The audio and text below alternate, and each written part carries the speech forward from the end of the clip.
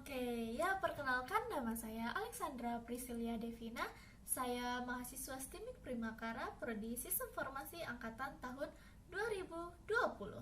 Ya, pada video kali ini seperti yang bisa kalian lihat di judul YouTube saya kali ini, saya akan menjelaskan mengenai OSI layer. Dimana pada video ini saya akan lebih menjelaskan mengenai perumpamaan penerapan OSI layer dalam kehidupan sehari-hari.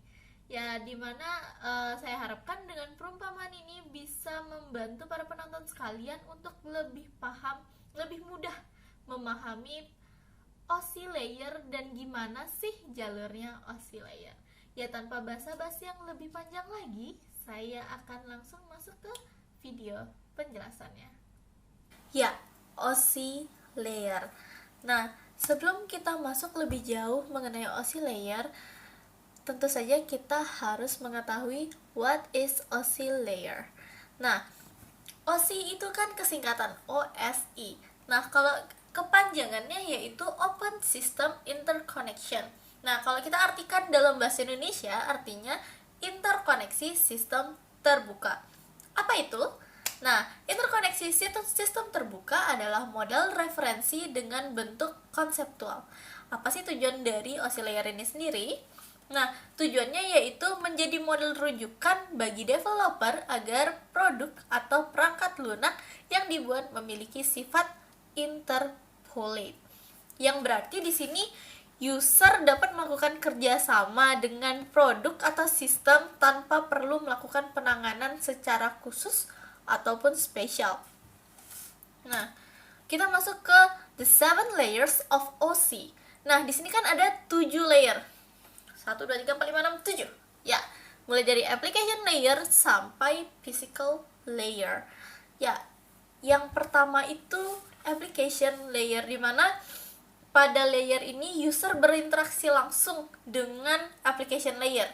Nah, pada proses ini informasi yang diberikan oleh user saat berinteraksi akan berubah menjadi data. Jadi dari informasi menjadi data.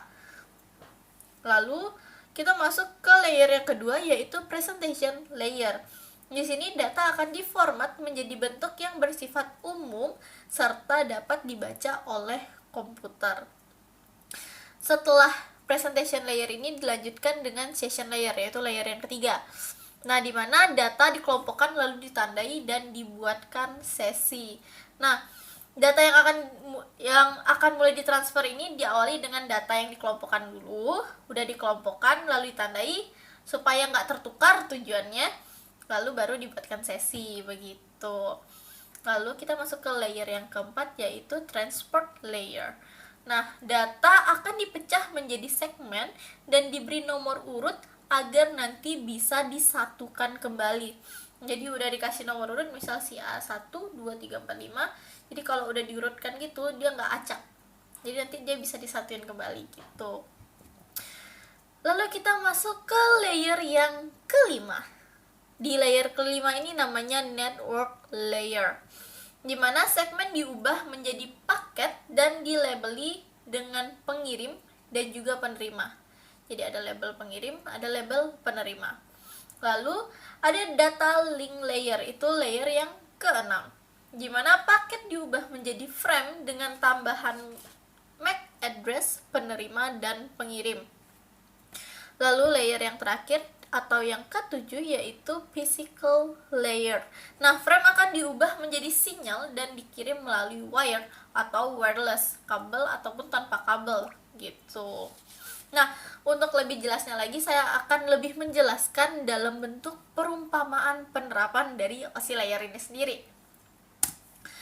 Baik, nah kalau perumpamaan OSI layer dalam kehidupan sehari-hari dalam kasus yang akan saya bawakan ini yaitu les bahasa.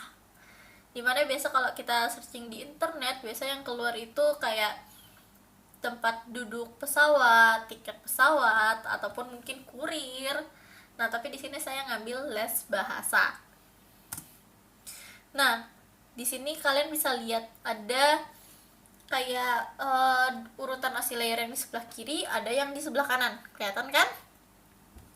Nah, di sini itu kenapa ada kiri dan kanan ini, dimana yang di kiri itu merupakan kayak point of view dari admin dari website les bahasa.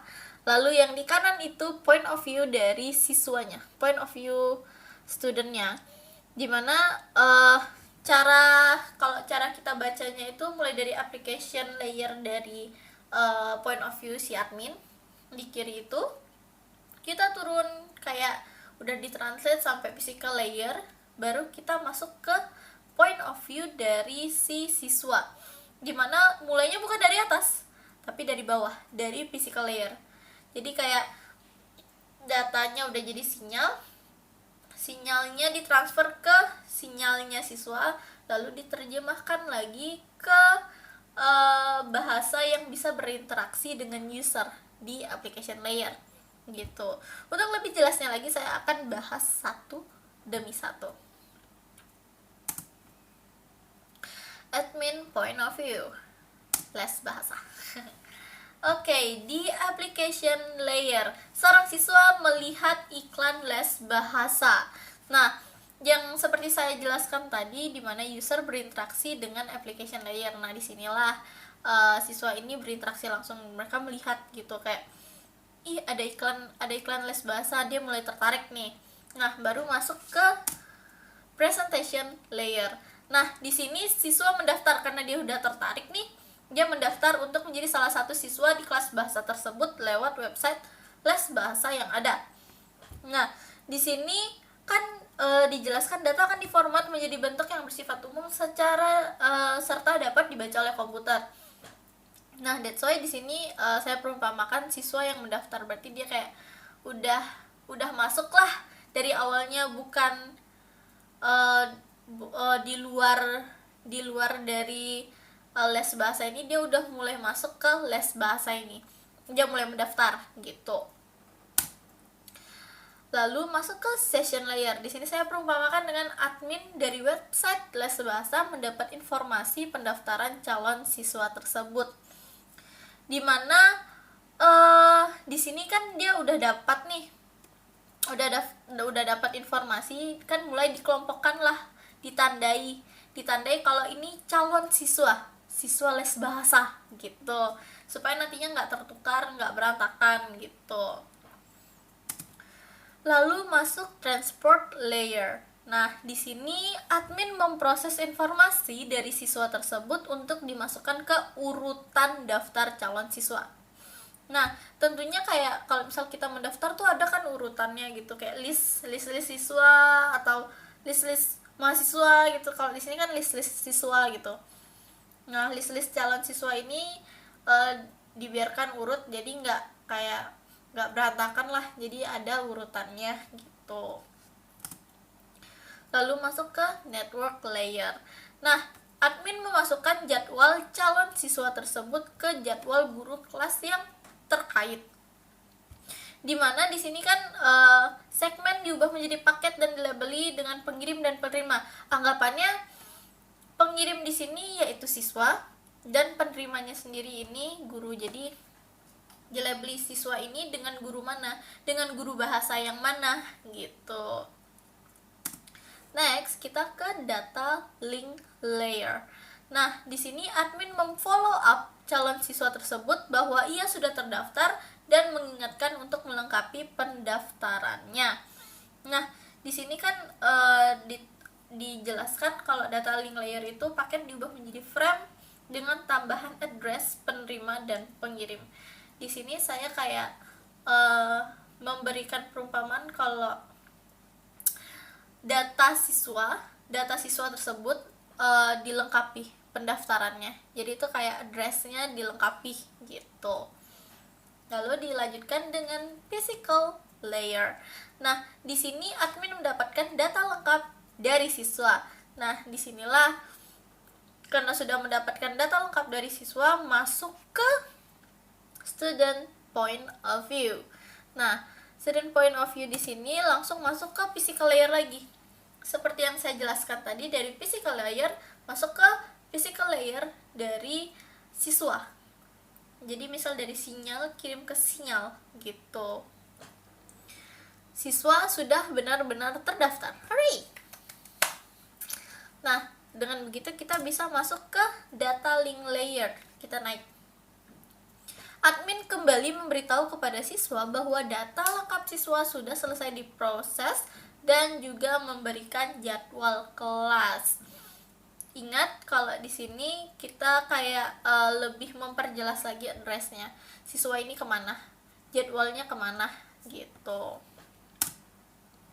Masuk ke network layer. Siswa mendatangi tempat les bahasa untuk memulai kelas bahasa sesuai jadwal kelas yang diberikan. Nah, itu kan udah dilabeli pengirim dan penerimanya. Nah, dari pengirim dan penerima inilah dia bisa kayak tahu siswa ini harus ke guru mana gitu. Jadwalnya kapan.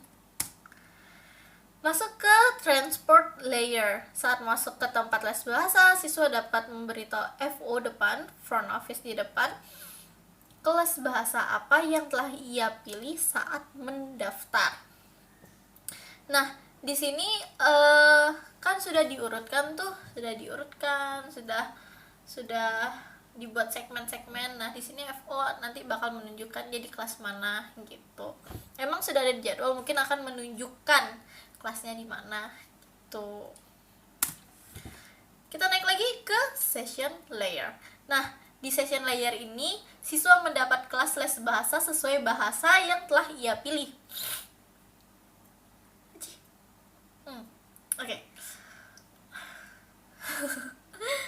Oke, di session layer ini data akan mulai ditransfer, diawali dengan data dikelompokkan lalu ditandai agar tidak tertukar.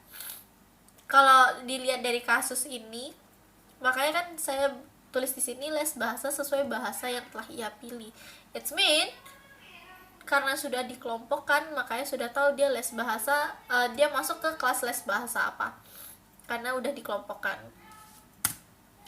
Kita naik lagi ke presentation layer. Untuk bisa mengikuti les bahasa, ia harus membayar kelas bahasa pada sesi itu sesuai kelas bahasa yang sudah ia pilih. Nah, jadi sebelum masuk application layer, sebelum berinteraksi, tentunya harus kayak ada pemicu sesuatu untuk bisa masuk application layer. Kalau di sini kan harus bayar dulu baru bisa belajar gitu. Lalu step terakhir yaitu application layer. Nah, siswa mendapat pengajaran dari guru bahasa sesuai kelas bahasa yang ia pilih. Nah, di sini berarti siswa sudah bisa berinteraksi langsung dengan guru begitu. Nah, sekian penjelasan saya mengenai OSI layer dan juga perumpamaan penerapan OSI layer dalam kehidupan sehari-hari. Saya harap dari video ini para penonton bisa terbantu atau lebih mudah memahami OSI layer dan juga bagaimana jalannya melalui penerapan yang sudah saya contohkan tadi. Penerapan yang sudah saya umpamakan tadi. Ya, so this is my video.